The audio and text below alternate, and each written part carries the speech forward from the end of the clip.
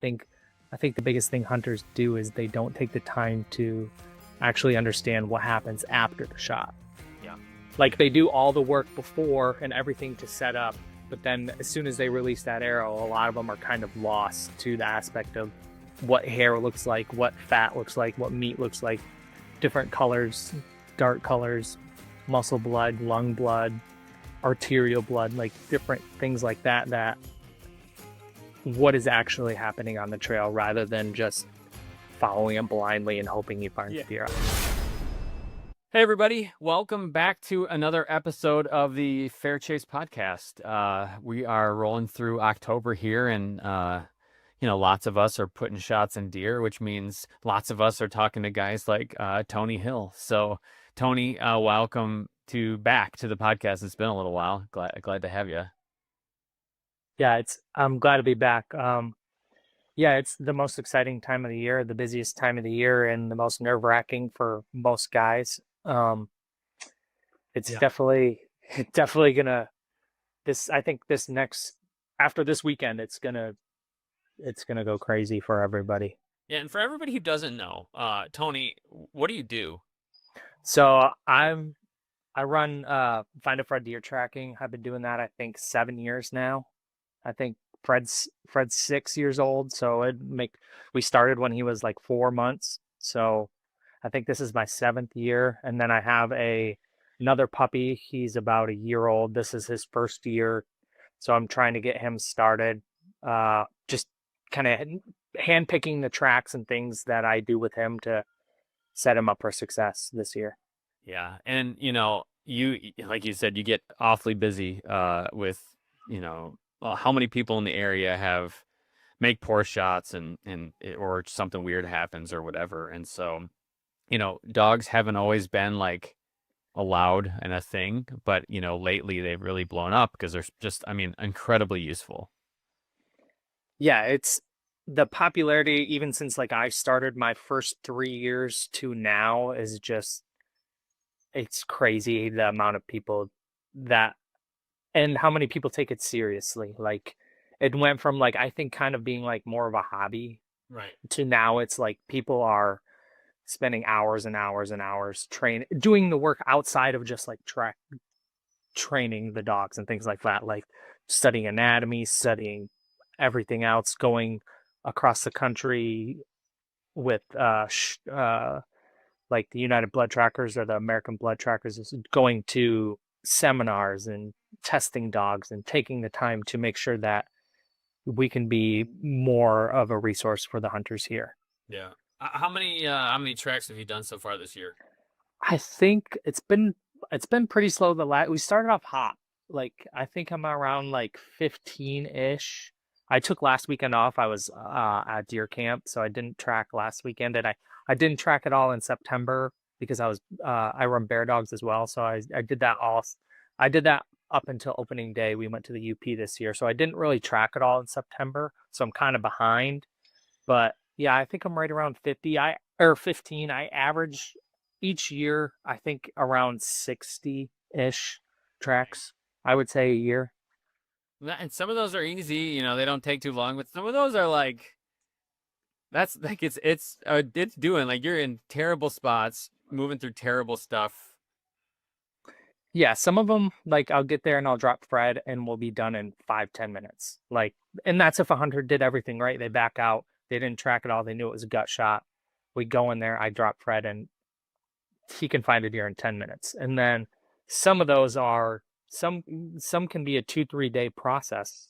Not that we want it to be, but you have to take into account property stops, where the property is too, like if it's near a major highway, if it's near certain things, that if everybody has a 5 or 10 acre parcel, you just have to be extra careful. So sometimes you got to wait 12 hours or 24 hours or whatever before you can even do the track, just to make sure that the deer is going to be dead when you get there and you don't take a chance of jumping it and you lose it based on a property permission stop. Which is crazy. I mean, maybe this was just when I was a kid. I just didn't even know it was a big. I feel like when I was a kid, I would just, if I shot something and it went on neighbor's land, I just went and got it. and no one cared, but I feel like people care a lot more now. Yeah, and I feel the same. Like when we used to run beagles and rabbits and stuff growing up, like Yeah. I mean, you had permission, but like we'd run the whole section. Like you didn't have to ask or you didn't have to go. And now I think everybody's so worked up with deer that everybody has trail cameras and they can get pictures of big deer Yeah, that they're exactly. worried about you scaring off their property. But most people are actually it's like people are really good about it unless it's like a situation. I've had situations where it's like somebody who always sits the property line and it's like an every year thing where like the guy owns 10 acres that butts up to another guy's 80 or something like that, and then Yeah. the 80-acre guy is gets fed up with it because every year he's calling me. And that's why I told the hunter, I'm like, dude, you can't call me every year hunting the property line, and during November this guy's not gonna he's not gonna want you coming through his trouncing through his property every single year No, when I you I hunt the respect line. that. OnX is the title sponsor of our podcast here at the Fair Chase, and it's a must-have app for all of us who love to explore the outdoors. Whether you're hunting or hiking or fly fishing, OnX gives you detailed, accurate maps right at your fingertips. With property boundaries, topographical features, and trail data, you'll always know where you are and where you're headed. You'll also likely be able to figure out where that big buck is headed to. Plus, their offline maps mean you're covered even in the most remote locations. OnX is the ultimate tool for outdoor navigation, making every adventure safer and more enjoyable. Download OnX today and explore with confidence. Yeah. Yeah, so like I've seen both sides of it where I feel bad for the hunter, but then like the property owner comes up and talks to me and I have a conversation with him and I'm like, no man, I 100% understand why you don't want somebody coming. If this is an every year thing, if this is a sit on the line thing, like I'm gonna get it. You're gonna get fed up. Yeah, exactly. Yeah. And yeah, like I said, I get it. Well, you and I got talking recently because I had a marginal situation. I had a marginal shot on a deer, less than ideal. Was out of state. I don't know that I've told the story on the podcast, but out of state, down south, and I hunted for 2 days, and in those every single sit, I saw at least a 130-inch buck. I saw, I think, 4 or 5 deer bigger than the one that I shot, and one that was like 160s pushing 170. It was a why I saw bucks fighting, and like one getting basically thrown into a ditch, like a water ditch that they have down there.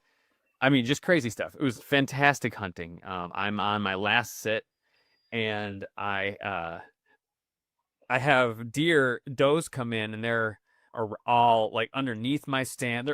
They couldn't be more on top of me. They come in from downwind.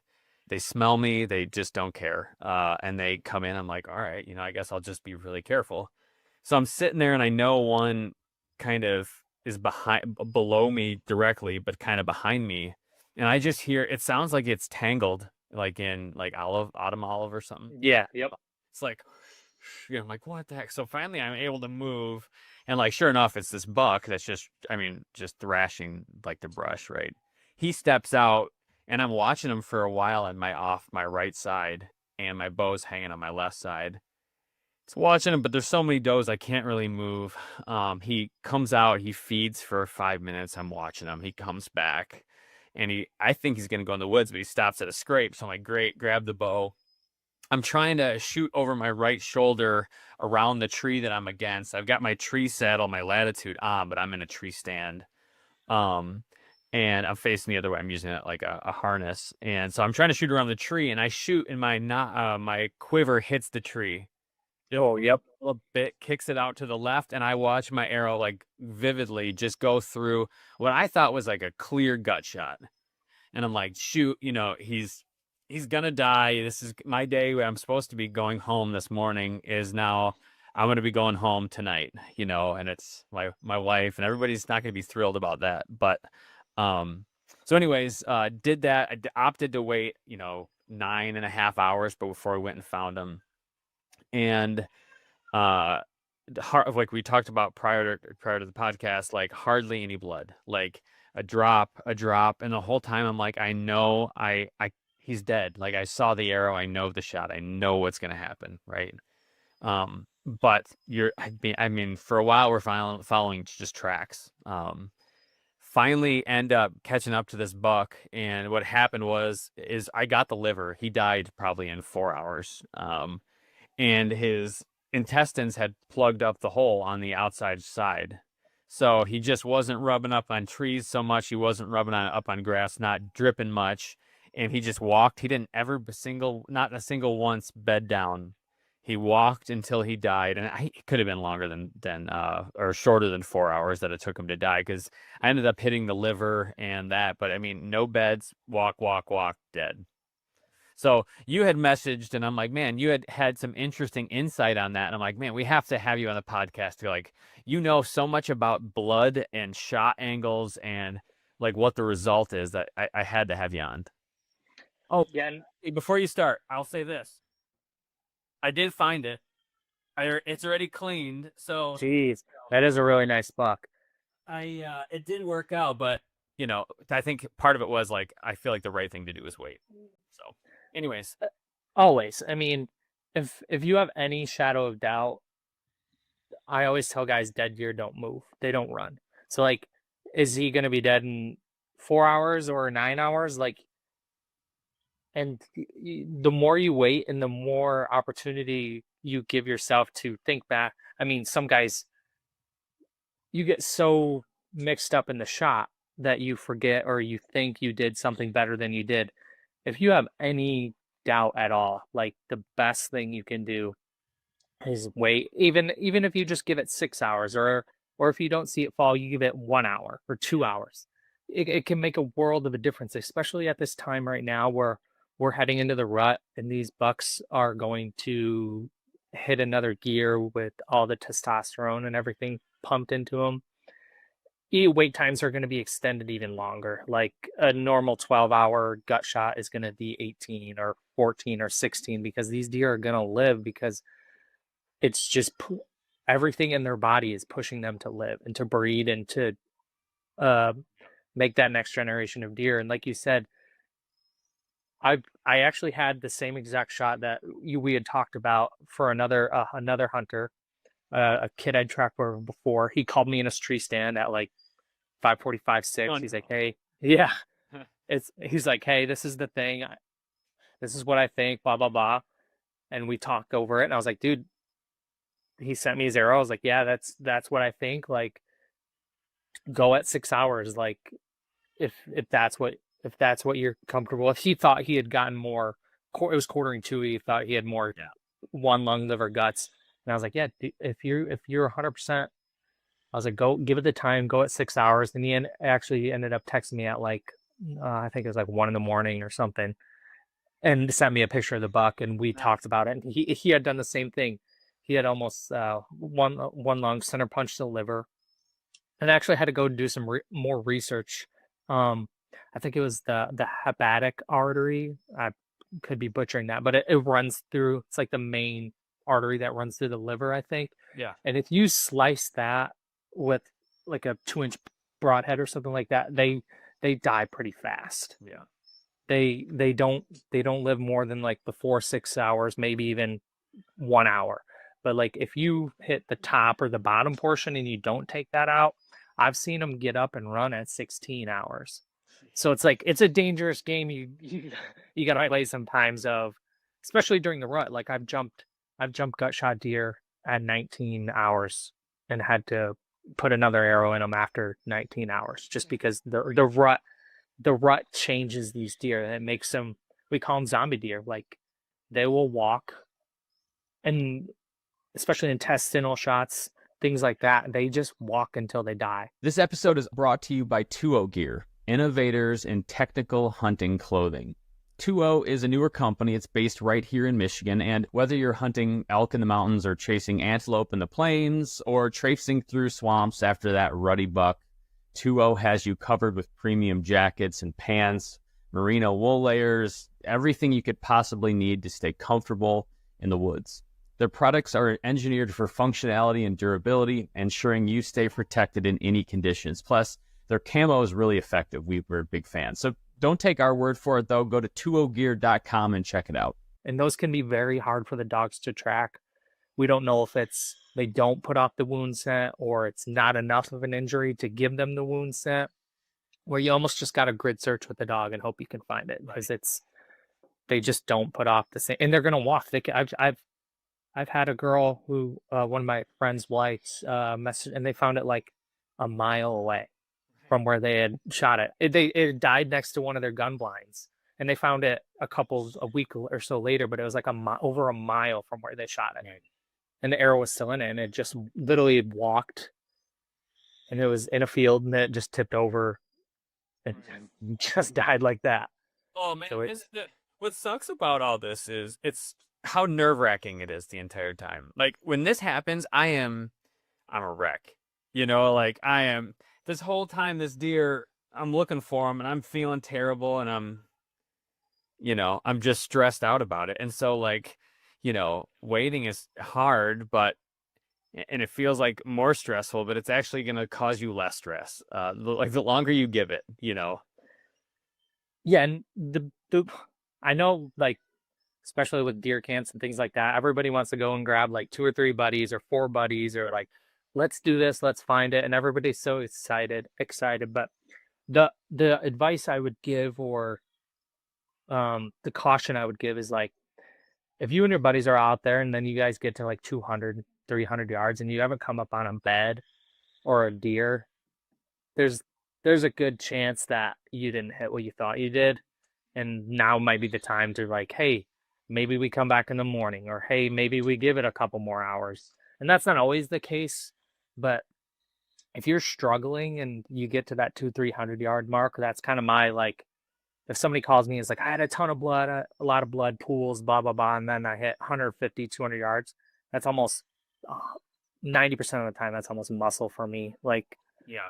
I don't want to hear a lot of blood. I don't want to hear pools. I don't want to hear he stopped or he's walking. Like, those are like ding, ding, ding, like muscle or back or something that's not fatal. Yeah. White hair. Yeah, white hair and a lot of pools. Yeah, it's like, oh, there's a brisket, for you. Which I've done. I've brisket shot one of the bigger bucks I've ever seen. It surprised me, and called in a dog, and we never found it. Eric. Yeah. And it was totally a brisket shot, but we gave it I always feel like you never know, and weird stuff happens, and you hit it, but most of the time you're like, I kind of know what this is gonna be. Yeah, I just did one the other day. I was telling guys, like, there are certain times where you're like, yeah, I see shots and I'm like, that deer's 100% dead, and then we never find it.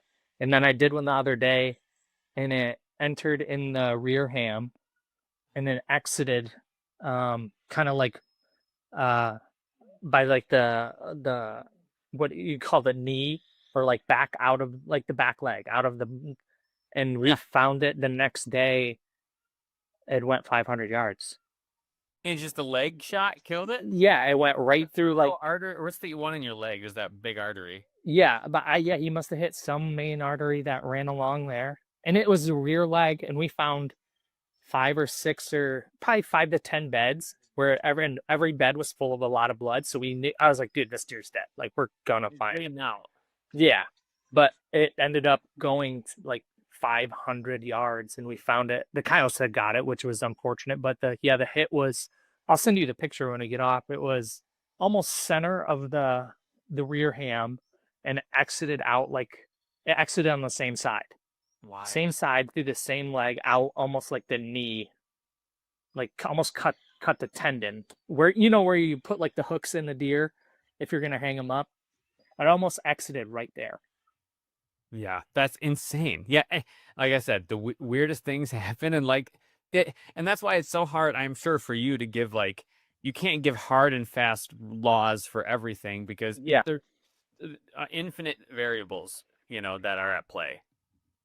Yeah, there's a lot of hunters, I think probably majority of them, get frustrated or angry with a lot of trackers, but it's like, dude, the more information you can give me, the better off I am to assess this. And especially with the busy season coming, like the rut, the more information you can give somebody, the better, because then I can go there.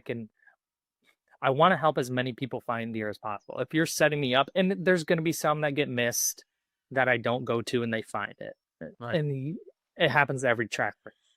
But if I can properly assess it before and say, hey, I'm going to give these 3 guys or 4 guys, whatever it is, I'm going to give them my best opportunity to find this deer with all the information. And like, sometimes guys will lie or things like that, but it's like, Yeah. but the funny thing is like, some just a PSA to anybody, like, you can't lie about grid searching. Like, the dog's gonna tell anybody with the tracking, the dog's gonna tell you. Like, you can't hide it because the dog's gonna go every single, and sometimes the more research we've done, like the effects of the vegetation is after a certain amount of hours, say 10, 12 hours, that the grid search, the exposed or the vegetation is not as powerful, like the disturbance. Oh, sure. Yeah, yeah. It's like the scent kind of wears off, but like the dog's still gonna take like 5 or 6, like it's gonna take all the paths he walked, and I'm gonna Exactly. I'm gonna know. So it's like, I would rather you just tell me, we can work through it and get it over with, and then I can do my best to help you. Yeah, because and to be fair, like everybody if you hunt long enough, a crazy thing like this will happen. You're gonna have a stick or a turn or just a bad shot, or your quiver's gonna bump a tree, right? Like, and it's just happens. And if you're like you said, just like there's no ego or anything like that Yeah. involved. Like, just you made a bad shot, big deal. Like, it's not that big of a deal ultimately. Hunters, when you're gearing up in the field or at home, you need tools as tough as you are. Tecton, a family-owned company from Grand Rapids, Michigan, makes hand tools with classic design and top-notch function. Perfect for pros and weekend warriors. Their sockets, ratchets, wrenches, screwdrivers, pliers, and organization systems are built to last. Tecton's growing, and it's hiring for roles in manufacturing, engineering, software, marketing, and more. Check out tecton.com to shop tools or apply. Yeah, I had to talk a hunter. I believe it was a newer hunter this year. He called me and we were going over things in his situation, and he's like, I never thought I would ever be in this situation, blah blah. And I was like, dude, I messaged him back and I said, man, every single hunter is going to be in this situation at one point. There's too many variables. There's too much going on with moving deer and arrows and broadheads. Like, anybody that has said they have never been in this situation I'm sorry, they're 100% lying, because it just, unless you take the most perfect shot every time, it's just not going to happen. And No one does. The adrenaline's flowing, the thing's moving. It's a wild animal. You're in the woods, in the elements, and like, no, it's like maybe the hunting media shoots itself in the foot with like portraying how like, oh, dead, but it's just weird stuff happens, and that's fine. That's not saying anything about your value as a person or a hunter. Unless you shoot unless you win like 10, then it's like, hey man, maybe hit the range a little bit more. yeah, but I've gone on 2, 3 guys the same year, and I'm like, hey man, like, maybe we assess the situation of what's happening here. And I always try to educate people as much as possible. Like, especially, I've seen a huge increase in newer hunters or younger hunters, and I'm gonna say I was just thinking to myself the other day, these young kids are gonna be like killers, man. The millennial, or whatever it is, the Gen Z, those 18 to 20-year-old kids, because they're growing up with the things that like we didn't have as kids, like the Dan Infaults, all this other stuff, and Like the saddle hunting. Yes. Yeah, they're all like learning how to get after. I just talked to a kid that's a freshman. I'm like, he gets after it. He knows way more than I did when I had none of that information, and no one really to tell me it. Exactly. And they're not like, so I grew up hunting bait piles or hunting, sitting in ladder stands hunting bait piles every year. And these kids are out here going hunting public with saddles or setting up their properties to where they're killing big bucks. And I'm like, man, these kids that are young are light years ahead of where I was at 16, 18, 20. Yeah, it's cool to see, and it's cool to see them taking so much so much passion and initiative to get out there and do these things and doing them independently, like because their dads are still doing, the bait sit or the sit in the same tree stand every year, and these kids are getting out there and getting after it. And I think that's been one of the coolest things I've seen the last year, and this year at least with these young kids is they're getting after it. Yeah, I love it. It's very encouraging. It's just cool. It's cool to see, and like, that's what you want, right? Like that's Yeah. um yeah, so all right. Well, I want to round out this episode with a few quick questions. Like when for people out there who are hunting, to get them ready in case they make a bad shot, what information should they be thinking about before they call you? Like what if they make a bad shot, what's the checklist of things they should figure out so when they call you, you can make a fair assessment of like what's happening and help them. The number one thing I look for is usually a picture of the arrow, and that's like the veins or the. That's why I hunt with white veins, so you can see the things, because it'll get every little detail usually will get stuck in the veins too. Just a clear picture or video of the arrow at the hit site and the deer's initial reaction, where it went, how it reacted, tail up, tail down, did it run away, did it walk away? Um, any pictures of blood at the hit site, any pictures of hair at the hit site. How much property you have is a big one. Like, hey, am I going to get out there and are we going to have to stop after 5 minutes because you can't get on your neighbor's property? So having access to as much access as you can readily available, making sure that you're just honest with yourself on what you feel the assessment was. I mean, was it low? Was it high? What was your like initial gut reaction is like, hey, like I smoked them or Yeah, it exactly. was back. Like, and those are just, and I don't mind. I'm different than a lot of trackers, I would say. And like, I don't mind if you want to go out and track, say you give it 12 hours and then you want to go out and track in the morning and then yeah, I just advise all my clients like, hey, if you get to a point where you're like, hey man, this sucks, like I can't do this, then you call me and I'll come out and I'll be there right away. But like, don't go out and do it all and then grid search it and then call me because like Right. but like if you're honest with me and like, hey man, I'm gonna go out if I can find them easy myself, and I think I've had like 3 or 4 or 5 this year where I've like done that for people. So that's tracks deer I could have found, but I'm like, hey man, if you are this confident, I don't need to like I don't have to come out. Like Right. if I want people to still be able to track their deer. Like as bad as it is for my business, it's Yeah, still very important you to still want to people to do it. learn. Yeah. Yeah. Hunters, listen up. Latitude Outdoors builds gear for the mobile hunter. Their saddle hunting systems are designed to cut weight, not performance, so you can cover more ground and set up fast, wherever the hunt takes you. From dense hardwoods to open ridges, their mobile-focused gear keeps you efficient and adaptable. Check out their full range at latitudeoutdoors.com. Yeah, no, I see that. What's like a thing people do wrong most? Track too early, That's 100% early. every time. That was an easy one. Yeah, always. It's always I track them, especially with gut or liver shots. It's hey, I tracked him 150 yards and jumped him up out of his bed, and now I can't find where he went after that. That's Yeah. probably I would say that's the most common. And is like with your deal, if that intestine slides out or the hide slips and covers the hole or things like that, Yeah. because those deer are sitting in those beds. I've seen them pack mud in those wounds. I've seen them press it up against the log. Like they're doing everything possible to survive. Right. So if they can sit there long enough and you bump them, sometimes they absolutely do not bleed after you bump them, and Interesting. sometimes coyotes will bump them.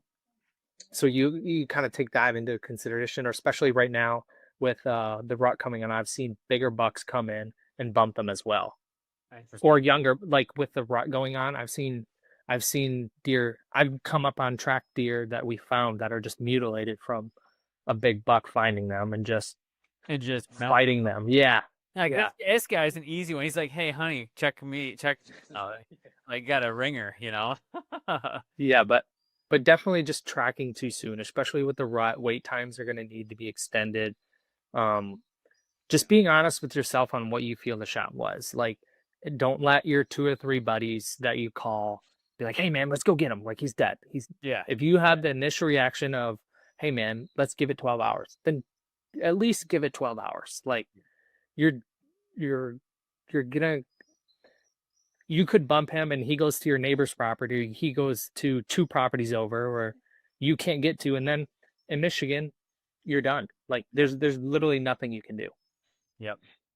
Which So sucks. That sucks. yeah, You and know. I've been there. I've told guys like your deer's 100% dead, but there's nothing you can do. Like it's gone. It's on the neighbor's property. They're spread. No. Hey, buddy.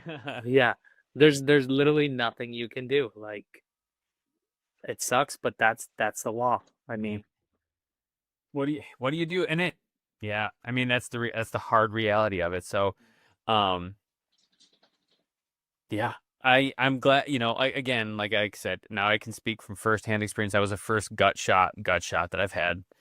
Um, and it's not fun, but you know what? I did find him, and I just waited. And I think, like you said, don't make the common mistake everybody makes. Don't just rush in. Give it time. You spent all this time sitting in a stand, planning, thinking about it in the off season, buying the tag. When the moment comes, give you can give it just a little more time. You're gonna help yourself out a bunch. and I understand the fact that like a lot of guys are meat hunters or hunting for the meat, but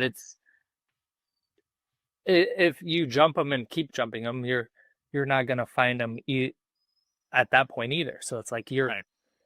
you're if you go in, sometimes if that deer, a lot of them die in the first bed within 150, say 300 yards. That's a lot shorter track job for a coyote than a half mile after you pushed them all night. Like, Yeah. Yeah. Yeah. No, I hope everybody listens, finds their deer and have stress-free tracking jobs, but no, it won't happen. And then yeah, I don't know. Any parting advice we should give to anybody? Anything you tell people that you haven't so far? um, just reach out to the guy nearest you. Like, you build that relationship. I know it may sound like I have relationships with a lot of people where like they'll call me, and since we have that relationship, I'm gonna show up. Like, and there's lists all over on Facebook for like I'm a part of the Michigan Deer Tracking Network and the Michigan Deer Trackers. Like, if you build that relationship with that tracker nearest to you, and he has 100% trust, like, hey, this guy's telling me the truth. I know his property. I know he's got 80 acres or 40 acres, or oh, maybe he's got 5 acres, but I know him and his neighbors already have an agreement where they can all track. Yeah. Yes. And then I I will I will go back to repeat customers because I know they're going to be honest with me. They're going to be, Yeah. and it's the biggest thing is like just being honest and taking the time to get to know them. They'll call me. I'll give you advice. Advice is free. Like if somebody calls me and or sends me an arrow and says, "What do you think?" I'm gonna reach out to the 40 other guys that I track with, or the three other main guys I track that I talk to every single day, and say, "Hey, what do you think of this? How should we proceed?" So it's one little Facebook or Instagram message. I mean, that's how I met a lot of guys, is just one simple message, like, or a text like, "Hey, I'm this, what do you think?"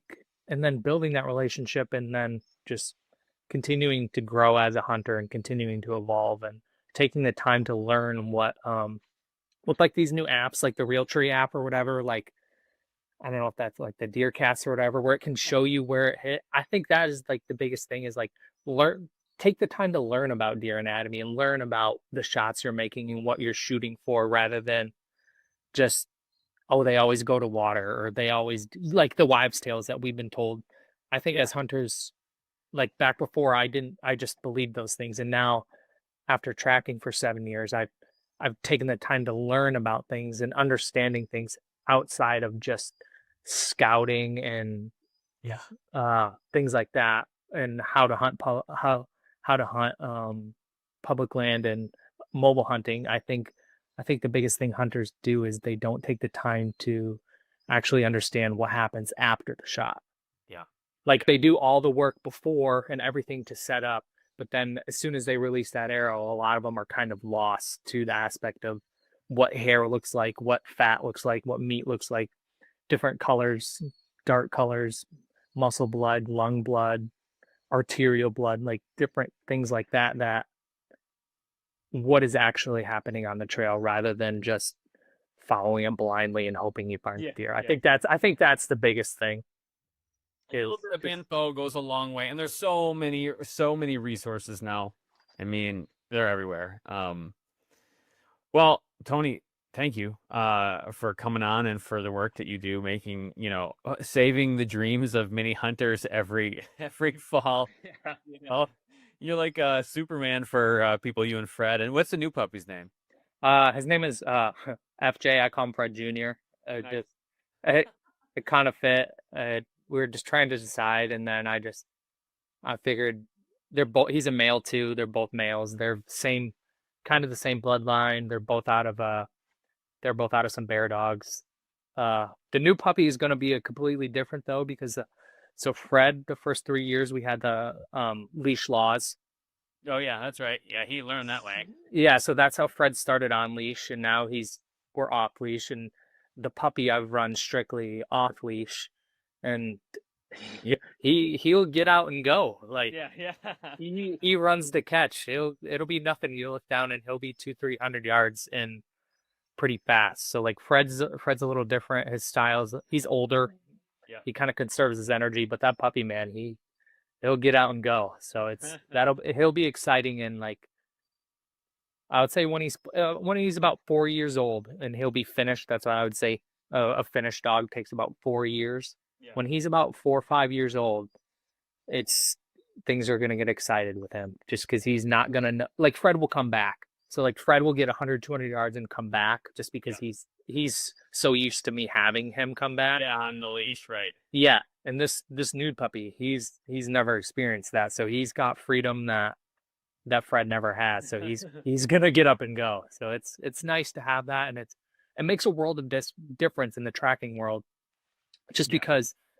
So like I found deer this year that we would have never found on lead just because Fred's allowed to go and do things. So much information. Check out Tony, Find It Fred on social, and if I ever have questions, like, you're the guy that I go to. You have seen everything at this point, so most things. Who knows? Not everything, but a lot of things. A lot to inform you with, just to give you a good kind of informed opinion. So, Tony, thank you for coming on, and everybody who's listening. Like I said, go check it out if you're in our area. Definitely Tony's the guy, but there are these associations and groups and stuff all over the country. Like, find your local one, get to know them, and like save yourself some heartache for sure. And we have so the Michigan Deer Tracking Network which is I'm a part of. There's an app you can download too. So it's on the App Store, Michigan Deer Tracking Network. It will put you in contact. It will show you the nearest tracker, and then it gives you all their contact information from there. So that's one of the cool things we had come out. So the Michigan Deer Tracking Network is also on Facebook, and I think there's 10,000 plus members on it. So like that's a great resource to go if you need anything there too as well. Yes, yeah, that's awesome. Well, Tony, thank you. Appreciate it. Yep. Have a great day. Yeah, we'll talk soon. We'll see Yep. ya. Bye.